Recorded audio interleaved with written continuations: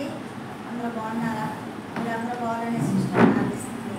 ఈరోజు యెషయా 43 ద్వారా దేవుడు మాట్లాడుతున్నారు. ఏమంటే, అయితే యాకోబు నేను సృష్టించిన వాడను, మరి యెహోవా ఇశ్రాయేలు నిన్ను నిర్మించిన వాడు ఎలాగ సెలవిస్తున్నాడు, నేను నిన్ను విమోచించి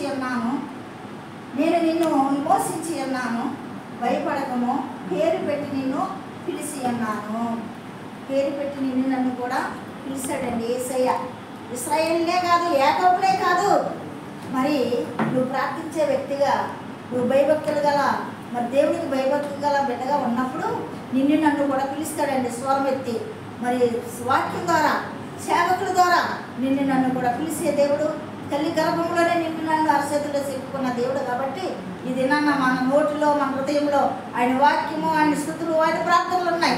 కాబట్టి నువ్వు భయపడకు అంటున్నాడు ఆయన. ఎందుకనగా మరి ఈ లోక శ్రమల్లో నువ్వు వెళ్ళినా కానీ నా శ్రమల నుండి తప్పించే దేవుడు నేను అంటున్నాడు.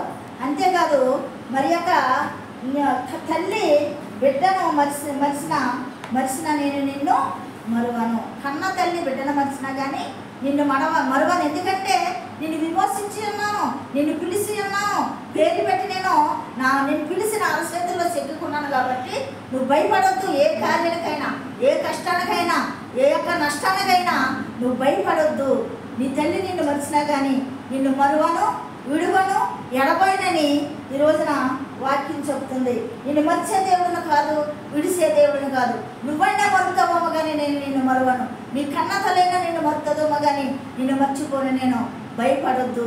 నీ దేవుడు నీకు ఎల్లప్పుడూ తోడుగా ఉన్నాడని నీకు నాకు ఈరోజు ఈ నిమిషంలో దేవుడు నీతో నాతో మాట్లాడుతున్నాడు. ఏ వ్యాధంలో ఉన్నావా బిడ్డ? ఏ యొక్క బాధల్లో ఉన్నావా? ఏ యొక్క శత్రువుకు భయంతో ఉన్నావా? అప్పుల్లో ఉన్నావా? రోగాలతో ఉన్నావా? వ్యాధులతో ఉన్నావా? ఏ విషయానికైనా నువ్వు భయపడొద్దు. నిన్ను స్వస్థపరుస్తాను, నిన్ను ఘనపరుస్తాను, నిన్ను హెచ్చిస్తాను అని యేసయ్య మాట్లాడుతున్నాడు. కాబట్టి తల్లి మరిచిన, తండ్రి విడిచిన నిన్ను విడిసే దేవుడిని కాదు, మర్చే దేవుడిని కాదని నిన్ను విమోచించి ఉన్నాను, నిన్ను పిలుచుకున్నాను, నువ్వు నా సొత్తు అని యేసయ్య మాట్లాడుతున్నాడు. కాబట్టి భయపడవలసిన పనేమి లేదు. మనము మోకరించి ప్రార్థించాలా, మరి నోటితో స్తుతించాలా. ఆ స్థితి నీ స్థితిని మారుస్తుంది, ఆ ప్రార్థన నీ పరిస్థితిని మార్చేస్తుంది. కాబట్టి భయపడకుండా యేసయ్యతో మోకరించి ప్రార్థించేద్దామండి. ఈ వాక్యం దేవుడు దీవించగాక.